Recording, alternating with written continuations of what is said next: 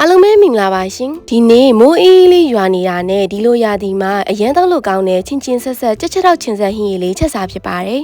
ရှူရှူရှဲရှဲလေးနဲ့ဂရင်းပွင့်သားမဲ့အပြင်ဒီကြက်ချက်တော့ချင်းဆက်ဟင်းရည်လေးကအာဟာရလည်းပြည့်ဝစေတာမို့လို့လိုက်ချက်စားကြည့်ကြအောင်နော်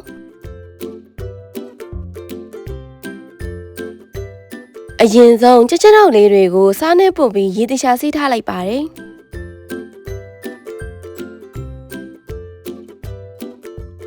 ဟင်းရင်ချက်တဲ့အခါမှာအညီနှမ်းပြအောင်လို့ဇပလင်းနှစ်ချောင်းကိုလည်းထုပြီးတော့ချီထားလိုက်ပါတယ်။နည်းနည်းမင်းအမြင့်လေးတွေလည်းထည့်ပါမယ်နော်။ပပလီထားတဲ့ဂျင်းလေးတွေရဲ့ကျက်သွမြူနှဲငယ်ရဲ့ပါအကုန်လုံးစင်နေဖြစ်ပြီးဆိုရင်တော့စားချက်လို့ရပါပြီ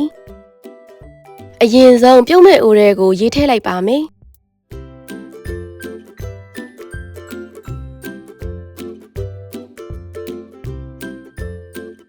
ရေးစုလာပြီဆိုရင်ကြက်ချက်တော့လေးတွေထည့်ပြုတ်လိုက်ပါမယ်။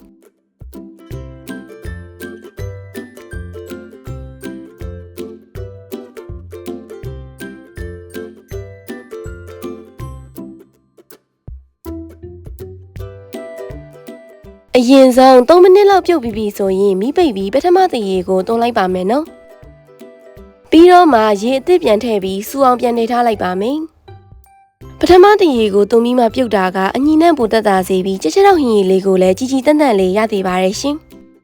ရေစူလာပြီဆိုရင်ခုနကကြက်ချက်တော့လေးတွေထည့်လိုက်ပါမယ်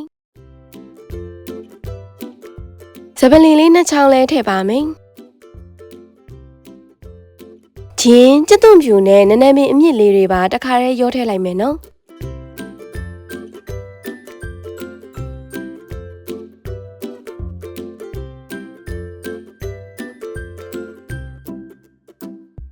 အရသာအတွက်ကတော့စားလေးနှင်းငယ်ထိပ်ပြုတ်ထားပါတယ်ပြီးရင်တော့ကြက်ချက်တော့လေးတွေနူးသွားအောင်လို့အဖုံးလေးအုပ်ပြီးပြုတ်ထားလိုက်ပါမယ်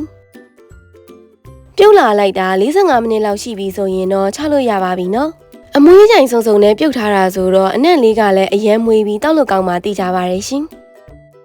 တကယ်လို့ကောလာဂျင်ထွက်အောင်ပြုတ်မယ်ဆိုရင်1နာရီခွဲ2နာရီလောက်ကြာပြုတ်ပြီးလို့ရပါရဲ့နော်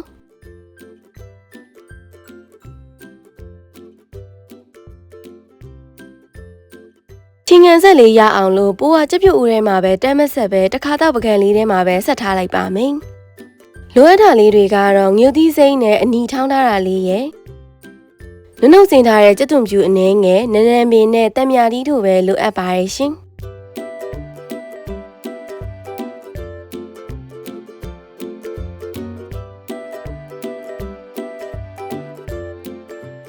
တောင်းမဲ့ပကံထဲကိုငရုတ်သီးစိမ်ကြက်သွန်ဖြူနဲ့နန်းနန်းပင်ထည့်ပါမယ်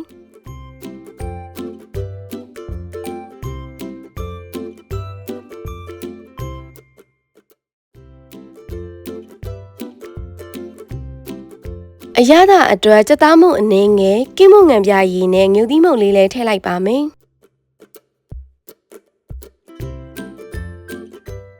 ပြီးတော့မှကြက်ပြုတ်ရည်လေးလောင်းထည့်လိုက်ပါမယ်ရှင်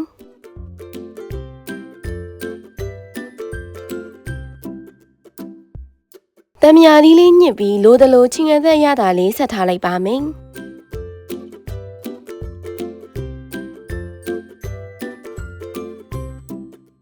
ကြက်ချက်တော့ပြုတ်ထားတာလေးပါထည့်ပြီးပြီဆိုရင်အရန်ကိုလွယ်ပြီးဒီရာသီဥတုနဲ့အရန်လိုက်တဲ့ချင်းငယ်ဆက်ကြက်ချက်တော့ဟင်းရည်လေးရောက်သွားပါပြီနော်ဟင်းရည်ကိုတခါတည်းတမ်းမဆက်ပဲခုလိုမျိုးစားမဲ့တပကံစာပဲဆက်တာကအဆက်မစားနိုင်တဲ့သူတွေရှိရင်လည်းအရန်ကိုအဆင်ပြေပါတယ်ရှင်ကြက်ပြုတ်ရည်သီးတံမဲ့တက်တန်လေးချက်ထားတာမို့လို့တောက်မကုံရင်လည်းရေခဲတက်တာထဲမှာထည့်သိမ်းထားလို့ရပါတယ်ဒီလိုမျိုးချင်းချင်းငန်းငန်းဆက်ဆက်လေးနဲ့ဂရင်းပွင့်သွားအောင်ကြက်ချက်တော့ချင်းဆက်ဟင်းရည်လေးလှုပ်တော့ကြည့်ကြအောင်နော်ဒီနေ့ဗီဒီယိုလေးကတော့ဒီလောက်ပါပဲရှင်